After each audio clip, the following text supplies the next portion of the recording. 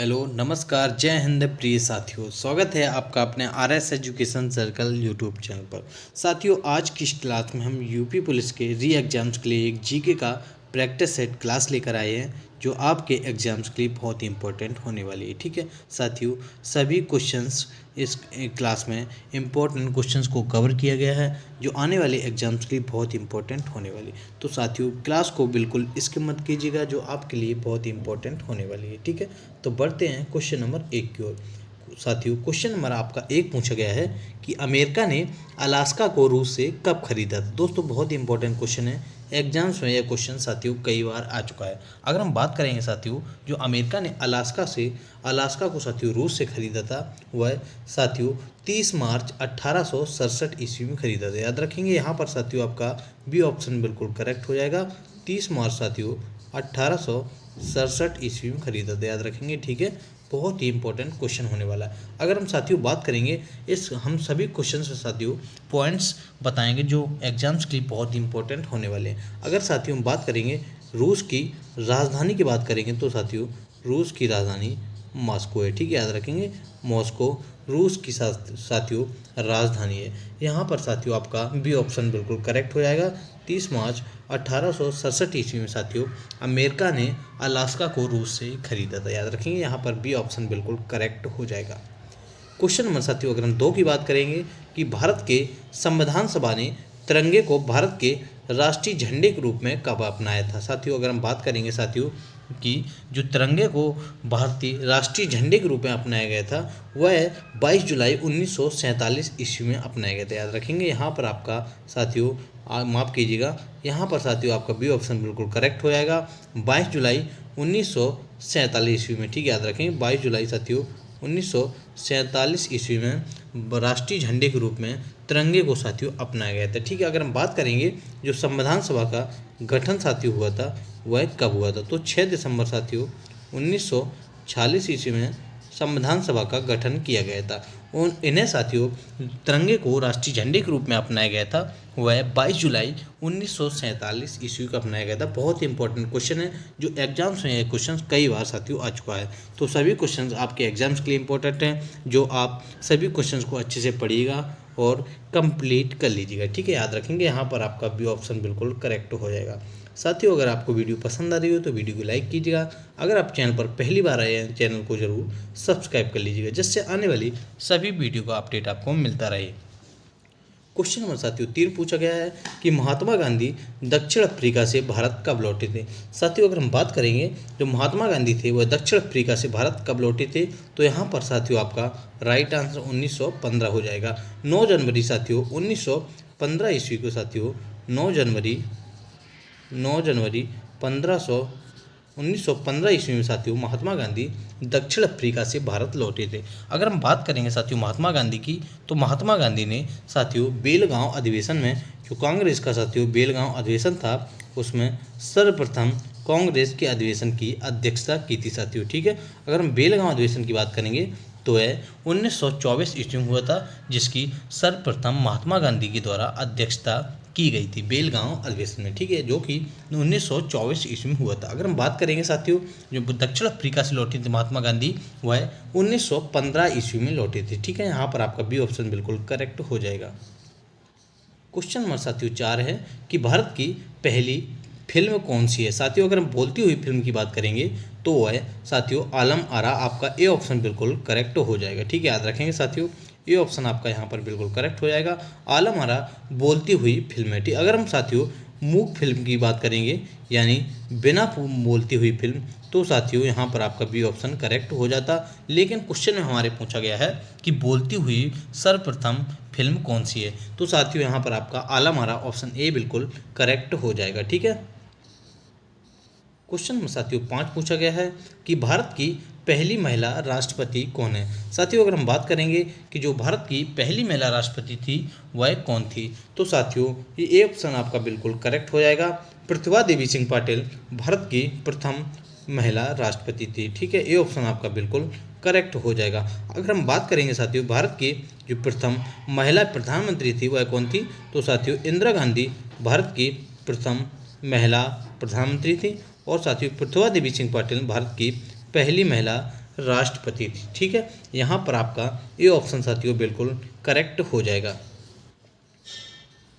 Question number साथियों 6 पूछा गया है कि भारत का गोवा राज्य पुर्तगालियों के शासन में कब मुक्त हुआ था। अगर हम गोवा राज्य की बात करेंगे तो वह पुर्तगालियों के शासन से कब मुक्त हुआ था, तो यहाँ पर आपका साथियों सी ऑप्शन बिल्कुल करेक्ट हो जाएगा। 1961 ईस्वी में साथियों गोवा राज्य पुर्तगाल से मुक्त हुआ था। सी ऑप्शन यहाँ पर आपका करेक्ट हो जाएगा। ठीक है, याद रखेंगे, बहुत ही इंपॉर्टेंट क्वेश्चन है।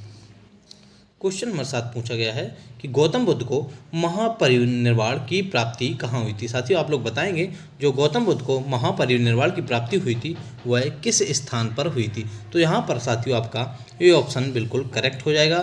साथियों जो गौतम बुद्ध जी थे उनको कुशीनगर में, साथियों गौतम बुद्ध को कुशीनगर में महापरिनिर्वाण की प्राप्ति हुई थी। अगर हम साथियों गौतम बुद्ध के जन्म की बात करेंगे तो इनका गौतम बुद्ध का जो जन्म हुआ था वह कहाँ हुआ था, तो साथियों इनका जन्म लुम्बिनी में हुआ था और 500 साथियों 63 ईसा पूर्व में हुआ था। ठीक है, अगर मृत्यु की बात करेंगे साथियों तो इनकी मृत्यु 483 ईसा पूर्व में हुई थी और इनका जन्म हुआ था 563 ईसा पूर्व में। ठीक है, यहाँ पर साथियों आपका ए ऑप्शन बिल्कुल करेक्ट हो जाएगा। जो गौतम बुद्ध का महापरिनिर्वाण की प्राप्ति हुई थी वह कुशीनगर में हुई थी। क्वेश्चन नंबर साथियों 8 पूछा गया है कि राष्ट्रीय वायुसेना दिवस प्रत्येक वर्ष कब मनाया जाता है। अगर हम साथियों राष्ट्रीय वायुसेना दिवस की बात करेंगे यानी एयर फोर्स डे की बात करेंगे साथियों तो वह 8 मार्च को साथियों मनाया जाता है। याद रखेंगे एयर फोर्स डे है जो वह 8 अप्रैल को, माफ़ कीजिएगा साथियों 8 अक्टूबर को साथियों 8 अक्टूबर को ये ऑप्शन यहाँ पर आपका बिल्कुल करेक्ट हो जाएगा। एयर फोर्स डे यानी वायुसेना दिवस 8 अक्टूबर को साथियों प्रत्येक वर्ष मनाया जाता है। यहाँ पर ये ऑप्शन आपका बिल्कुल करेक्ट हो जाएगा। क्वेश्चन नंबर 9 पूछा गया है कि जामा मस्जिद का निर्माण किस मुगल बादशाह ने करवाया था। अगर हम बात करेंगे कि जो जामा मस्जिद है वह कहाँ पर स्थित है।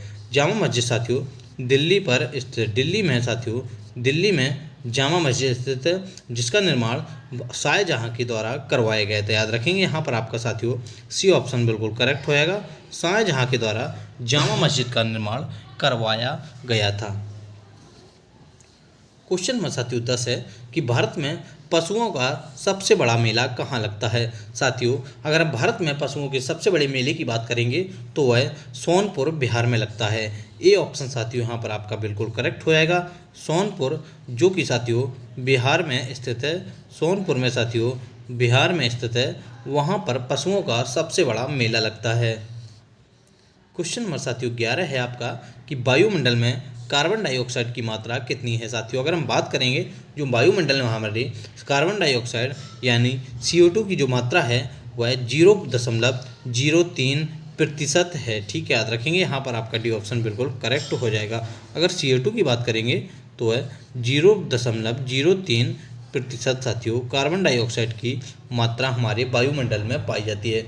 अगर हम साथियों ऑक्सीजन की बात करेंगे तो 21% और नाइट्रोजन की साथियों 78% की मात्रा हमारे वायुमंडल में पाई जाती है। क्वेश्चन नंबर साथियों 12 पूछा गया है कि 38वीं समांतर रेखा किन दो देशों को बांटती है। साथियों अगर हम 38वीं समांतर रेखा की बात करेंगे तो वह उत्तर कोरिया साथियों और दक्षिण कोरिया को बांटने वाली रेखा है। ठीक है, याद रखेंगे ये ऑप्शन साथियों यहाँ पर आपका बिल्कुल करेक्ट हो जाएगा। जो 38वीं समांतर रेखा है वह साथियों 38वीं समांतर जो रेखा है वह उत्तर कोरिया और दक्षिण कोरिया को बांटने वाली रेखा कहलाती है। ठीक है, क्वेश्चन नंबर साथियों 13 है आपका कि त्रिपिटक ग्रंथ किस भाषा में लिखा गया है। साथियों जो त्रिपिटक ग्रंथ है वह किस भाषा में लिखा गया है, तो यहाँ पर साथियों आपका राइट आंसर हो जाएगा पाली भाषा में। ऑप्शन साथियों यहाँ पर आपका भी बिल्कुल करेक्ट हो जाएगा। पाली भाषा में साथियों त्रिपिटक ग्रंथ को लिखा गया है। क्वेश्चन नंबर साथियों 14 पूछा गया है कि तृतीय बौद्ध संगति का आयोजन किसके शासनकाल में किया गया था। साथियों अगर हम बात करेंगे कुल कितनी बौद्ध संगति हुई थी तो साथियों 4 बौद्ध संगतियाँ हुई थी। ठीक है, अगर यहाँ पर बात हो रही है जो तृतीय बौद्ध संगति हुई थी उसका आयोजन किसके शासनकाल में हुआ था, तो यहाँ पर साथियों आपका ये ऑप्शन बिल्कुल करेक्ट हो जाएगा। सम्राट अशोक के शासनकाल में साथियों तृतीय बौद्ध संगति का आयोजन किया गया था। अगर हम बात करेंगे साथियों कमेंट बॉक्स में साथियों एक क्वेश्चन का आपका आंसर देना है जो बिंदुसार था साथियों, बिंदुसार के शासनकाल में कौन सी बौद्ध संगति का आयोजन हुआ था। ठीक है, याद रखेंगे बिंदुसार जब शासन कर रहा था साथियों उस समय जो बौद्ध संगति हुई थी वह कौन से नंबर की हुई थी, आपको कमेंट बॉक्स में इसका आंसर देना है। क्वेश्चन नंबर 15 पूछा गया है कि प्रसिद्ध ग्रंथ अष्टाध्यायी की रचना किसने की थी। साथियों जो प्रसिद्ध ग्रंथ अष्टाध्यायी है उसकी रचना किसने की है, तो यहाँ पर साथियों आपका राइट आंसर हो जाएगा महर्षि पाणिनि। जो पाणिनि थे साथियों उन्होंने अष्टाध्यायी की रचना की थी। यहाँ पर सी ऑप्शन आपका बिल्कुल साथियों करेक्ट हो जाएगा। क्वेश्चन नंबर 16 पूछा गया है कि संसद के 2 सत्रों के बीच अधिकतम अवधि कितनी होती है। साथियों अगर हम बात करेंगे जो संसद के 2 सदनों के बीच अवधि होती है अधिकतम वह साथियों 6 माह की रखी यानी 6 महीने की रखी जाती है। आपका बी ऑप्शन साथियों बिल्कुल करेक्ट हो जाएगा। संसद सत्र के अधिकतम अवधि होती है वह 6 महीने की साथियों रखी जाती है। क्वेश्चन नंबर आपका 17 पूछा गया है कि ऋतु संहार, कुमार संभव और रघुवंश किसकी रचना है। साथियों अगर हम बात करेंगे जो ऋतु संहार, कुमार संभव और रघुवंशम जो रचना है वह साथियों किसकी रचना है, तो यहाँ पर साथियों आपका राइट आंसर ऑप्शन बी हो जाएगा। कालिदास की साथियों ये तीनों रचनाएं हैं। बी ऑप्शन आपका बिल्कुल करेक्ट हो जाएगा, कालिदास की ये तीनों रचनाएं हैं।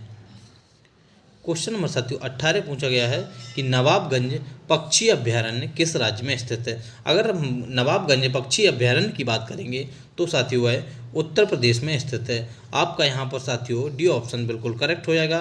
नवाबगंज जो पक्षी अभ्यारण्य है वह उत्तर प्रदेश राज्य में स्थित है।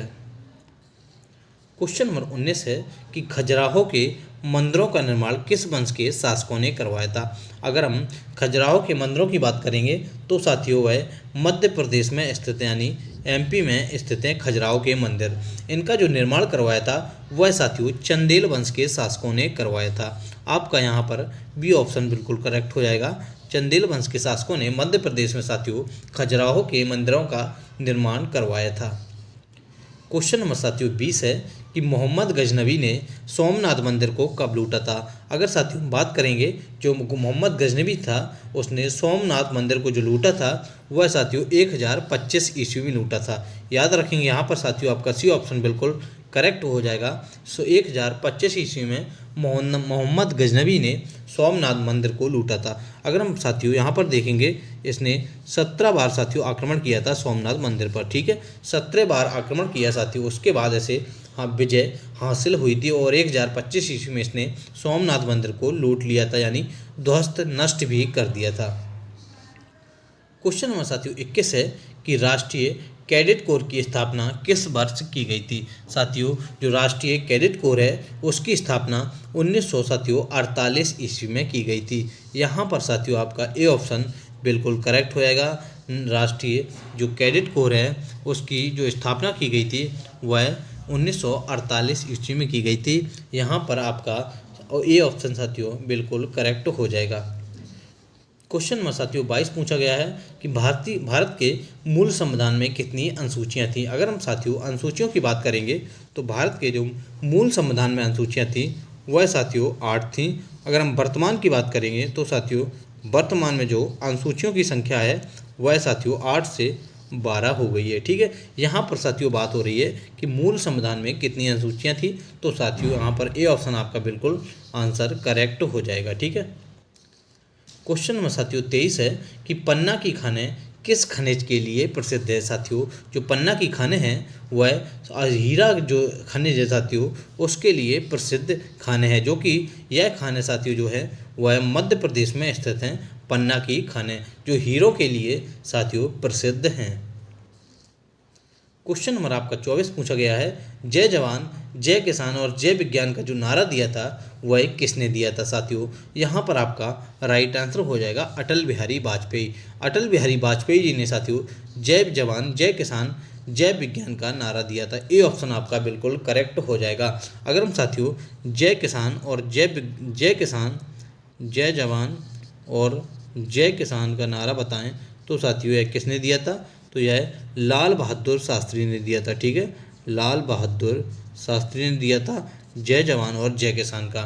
यहाँ पर जय जवान और जय किसान जो जय विज्ञान का नारा दिया था वह अटल बिहारी वाजपेयी जी ने दिया था। क्वेश्चन नंबर 25वां क्वेश्चन अंतिम क्वेश्चन पूछा गया है कि वंदे मातरम को सर्वप्रथम कांग्रेस के किस अधिवेशन में लाया गया था। साथियों, जो वंदे मातरम है राष्ट्रीय गीत, उसको सर्वप्रथम कांग्रेस के कौन से अधिवेशन में लाया गया था, तो 1896 का अधिवेशन था, उसमें साथियों वंदे मातरम को सर्वप्रथम लाया गया था। आपका यहाँ पर साथियों बी ऑप्शन बिल्कुल करेक्ट हो जाएगा। साथियों, अगर आपको वीडियो पसंद आई हो तो वीडियो को जरूर लाइक कीजिएगा। अगर आप चैनल पर पहली बार आए हैं तो चैनल को जरूर सब्सक्राइब कर लीजिएगा, जिससे साथियों आने वाली सभी वीडियो का अपडेट आपको मिलता रहे। Thank you class.